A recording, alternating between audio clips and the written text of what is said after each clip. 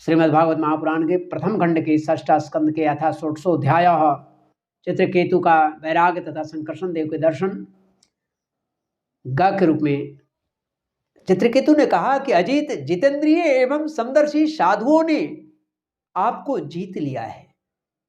आपने भी अपने सौंदर्य, माधुर्य, कारुण्य आदि गुणों से उनको अपने बस में कर लिया है। अहो, आप धन्य हैं, क्योंकि जो निष्काम भाव से आपका भजन करते हैं उन्हें आप करुणा बस परवश होकर अपने आप को भी दे देते हैं,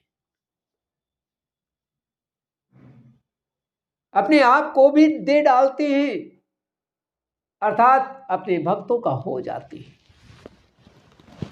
भगवान जगत की उत्पत्ति, स्थिति और प्रलय आपकी लीला विलास है। विश्व निर्माता ब्रह्मा आदि आपके अंश के भी अंश हैं, फिर भी वे पृथक पृथक अपने जगत कर्ता मानकर झूठ मूठ एक दूसरे से स्पर्धा करते हैं। नन्हे से नन्हे परमाणुओं से लेकर बड़े से बड़े महत तत्व पर्यंत वस्तुओं के आदि, अंत और मध्य में आदि आप ही विराजमान हैं, आप ही उपस्थित हैं तथा स्वयं आप आदि, अंत और मध्य से रहित हैं। क्योंकि किसी भी पदार्थ के आदि और अंत में जो वस्तु रहती है वही मध्य में भी रहती है, जो शुरू में रहता है वही अंतिम में रहता है और उसी का अंश बीच में होता है। यह ब्रह्मांड कोश जो पृथ्वी आदि एक से एक 10 गुने 7 आवरणों से घिरा हुआ है, अपने ही समान दूसरे करोड़ों ब्रह्मांड के सहित आप में एक परमाणु के समान घूमता रहता है और फिर भी उसे आपकी सीमा का पता नहीं है। इसलिए आप अनंत हैं। जो नर पशु केवल विषय भोग ही चाहते हैं वे आपका भजन न करके आपके विभूति स्वरूप इंद्रादि देवताओं की उपासना करते हैं। हे प्रभु, जैसे राजकुल का नाश होने के पश्चात उसके अनुयायियों की जीविका भी जाती रहती है, वैसे ही क्षुद्र उपास्य देवों का नाश होने पर उनके दिए हुए भोग भी नष्ट हो जाते हैं। अर्थात कहने का मतलब कि आप जिन जिन देवताओं का आप पूजन करते हैं, चाहे इंद्र हो, वरुण हो, हनुमंत हो या और भी जो भी हो, भिन्न भिन्न देवताओं को भिन्न भिन्न रूपों में जो आप पूजन करते हैं, जैना उनका अंत होगा तैना आपको जो प्राप्त आशीर्वाद है, प्राप्त जो वरदान है, उसका भी अंत उसी टाइम हो जाएगा। तो फिर अंत किसका नहीं होगा? तो अंत उसका नहीं होगा जो नारायण के चरणों में निरंतर प्रेम करता हो, नारायण के चरणों से लगाव रखता हो, नारायण का आशीर्वाद जिनको प्राप्त हो, भगवती का आशीर्वाद प्राप्त हो, उसका अंत न होगा, ना उसके आशीर्वाद का अंत होगा। इसलिए हे ब्राह्मण वृंद, नारायण से प्रेम करें, नारायण के चरणों से प्रेम करें।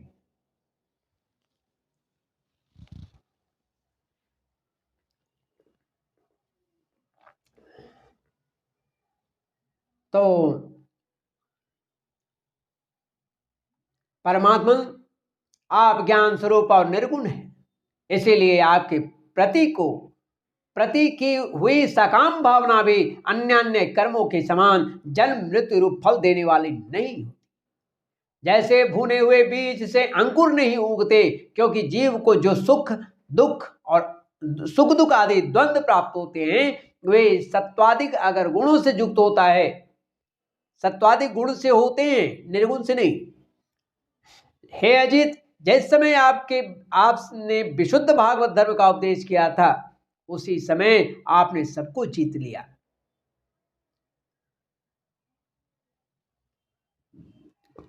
क्योंकि आप अपने पास कुछ भी संग्रह परिग्रह न रखने वाले, किसी भी वस्तु में अंता ममता न करने वाले आत्माराम सनकादि परामर्शी जो होते हैं, भी परम साम्य और मोक्ष प्राप्त करने के लिए उसी भागवत धर्म का आश्रय लेते हैं।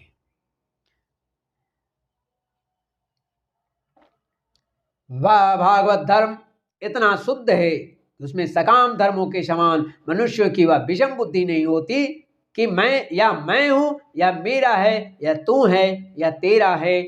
इसके विपरीत जिस धर्म के मूल में ही विषमता का बीज बो दिया जाता है वह तो अशुद्ध, नाशवान और अधर्म बहुल होता है। आगे कहते हैं, कछे मो निज परयो की अनर्थ स्वपर दुहा धर्मेण स्वद्रोहा तव कोप पर संपीडया च तथा धर्म। सकाम धर्म अपना और दूसरों का भी अहित करने वाला है। उसे अपना या पराया किसी का भी प्रयोजन और हित सिद्ध नहीं होता। प्रत्युत सकाम धर्म से जब अनुष्ठान करने वाले का चित्त दुखता है, जब कोई सकाम धर्म से कार्य करता है और उसका अगर दिल दुखता है तो आपका दिल दुखता है। लेकिन कनिक जब किसी अनुष्ठान में सकाम धर्म से जब किया जाता है और उस समय जब चित्त दुखता है किसी कारण से, तब वह धर्म, तब आप रुष्ट होते हैं। और जब दूसरों का चित्त दुखता है तब वह धर्म नहीं रहता, अधर्म हो जाता है। हे भगवान, आपने जिस दृष्टि से भागवत धर्म का निरूपण किया है वह कभी परमार्थ से विचलित नहीं होती। इसलिए जो संत पुरुष चर अचर समस्त प्राणियों में समदृष्टि रखते हैं वे ही उसका सेवन करते हैं। हे भगवान, आपके दर्शन मात्र से ही मनुष्यों के सारे पाप छिन्न हो जाते हैं। यह कोई असंभव बात नहीं है, क्योंकि आपका नाम एक बार सुन लेने से ही नीच चंडाल भी संसार से मुक्त हो जाता है। बोलिए लक्ष्मी नारायण भगवान की जय, संकर्षण देव की जय। भगवान इस समय आपके दर्शन मात्र से ही मेरे अंतःकरण का सारा मल धुल गया है। सो तो ठीक ही है, क्योंकि आपके अनन्य प्रेमी भक्त देवर्षि नारद जी ने जो कुछ कहा है वह मिथ्या कैसे हो सकता है। हे अनंत, आप संपूर्ण जगत के आत्मा,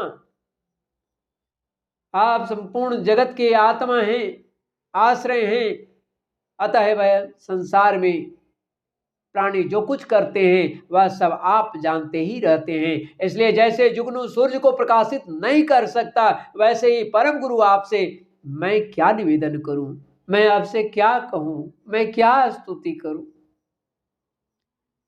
हे भगवान, आपकी अध्यक्षता में सारे जगत की उत्पत्ति, स्थिति और प्रलय होते हैं।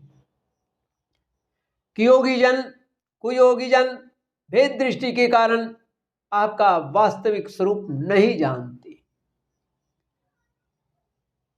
आपका स्वरूप वास्तव में अत्यंत शुद्ध है। मैं आपको नमस्कार करता हूं।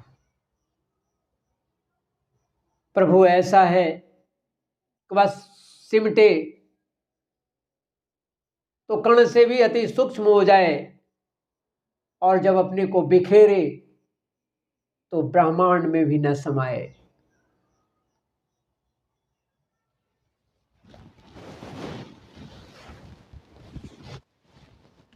ऐसा है प्रभु। और समभाव समर्पण भाव से जब प्रभु के चरणों में आप होते हैं तो वह आपके लिए होता है।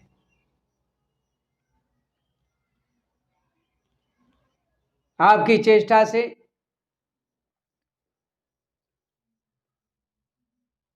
आपकी चेष्टा से शक्ति प्राप्त करके ही ब्रह्मा आदि लोकपालगण चेष्टा करने में समर्थ होते हैं। आपकी दृष्टि से जीवित होकर ही ज्ञानेंद्रियां अपने अपने विषयों का ग्रहण करने में समर्थ होती है। यह भूमंडल आपके सिर पर सरसों के दाने के समान रख जान पड़ता है। हे सहस शीर्षा, मैं आप भगवान को संकर्षण भगवान को, सहर्ष शीर्षा भगवान को बारंबार नमस्कार करता हूं। जब इस तरह से चित्रकेतु ने संकर्षण देव की स्तुति किया, राजा परीक्षित से सुदेव जी कहते हैं कि परीक्षित, जब विद्याधरों के अधिपति चित्रकेतु ने अनंत भगवान की इस प्रकार स्तुति की, तब उन्होंने प्रसन्न होकर उनसे कहा, तब भगवान ने क्या कहा, यल्नारदांगिरोभ्यां ते व्याहृतं मेनु शासनम् संसिद्धोऽसि तया राजन् विद्यया दर्शनाच्च मे। अहं वै सर्वे भूतानि भूतात्मा भूतभावना शब्द ब्रह्म परम ब्रह्म मामो वे शाश्वती तनु। श्री भगवान ने कहा, चित्रकेतु, देवर्षि नारद और महर्षि अंगिरा ने तुम्हें मेरे संबंध में जिस विद्या का उपदेश दिया है, उससे और मेरे दर्शन से तुम भली भांति सिद्ध हो चुके हो। मैं ही समस्त प्राणियों के रूप में हूँ, मैं ही उनका आत्मा हूँ और मैं ही पालन करता भी हूँ। शब्द ब्रह्म वेद मैं हूँ, मैं उनका आत्मा हूँ और मैं ही पालन करता भी हूँ। शब्द ब्रह्म वेद और परब्रह्म दोनों ही मेरे संतान रूप हैं। आत्मा कार्य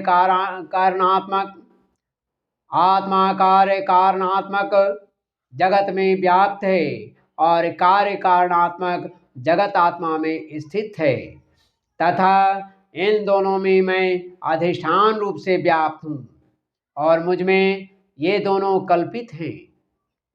जैसे स्वप्न में सोया हुआ पुरुष स्वप्नांतर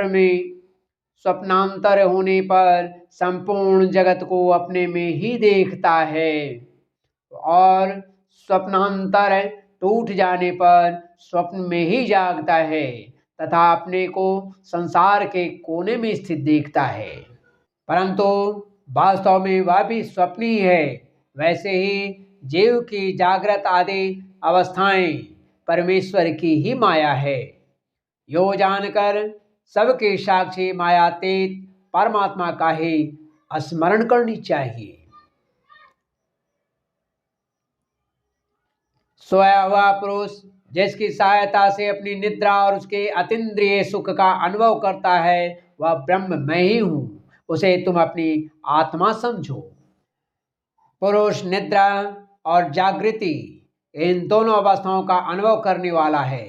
वह उन अवस्थाओं में अनुगत होने पर भी वास्तव में उनसे पृथक है। वह सब अवस्थाओं में रहने वाला अखंड एक रस ज्ञान ही ब्रह्म है, वही परब्रह्म है। हे चित्रकेतु, जब जीव मेरे स्वरूप को भूल जाता है तब वह अपने को अलग मान बैठता है। इसी से उसे संसार के चक्कर में पड़ना पड़ता है और जन्म पर जन्म तथा मृत्यु पर मृत्यु प्राप्त होती है। यह मनुष्यों ने ज्ञान और विज्ञान का मूल स्रोत है। जो इसे पाकर भी अपने आत्मस्वरूप परमात्मा को नहीं जान लेता, उसे कहीं किसी भी योनि में शांति नहीं मिल सकती।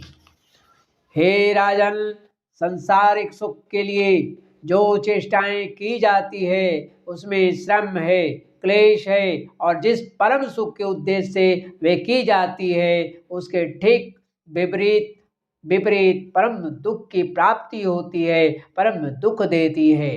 किंतु कर्मों से निवृत्त हो जाने में किसी प्रकार का भय नहीं है। यह सोचकर बुद्धिमान पुरुष को चाहिए कि किसी प्रकार के कर्म अथवा उसके फलों का संकल्प न करे। जगत के सभी स्त्री पुरुष इसीलिए कर्म करते हैं कि उन्हें सुख मिले और उनका दुखों से पिंड छूटे, परंतु उन कर्मों से न तो उनका दुख दूर होता है और न उन्हें सुखी प्राप्त होती है।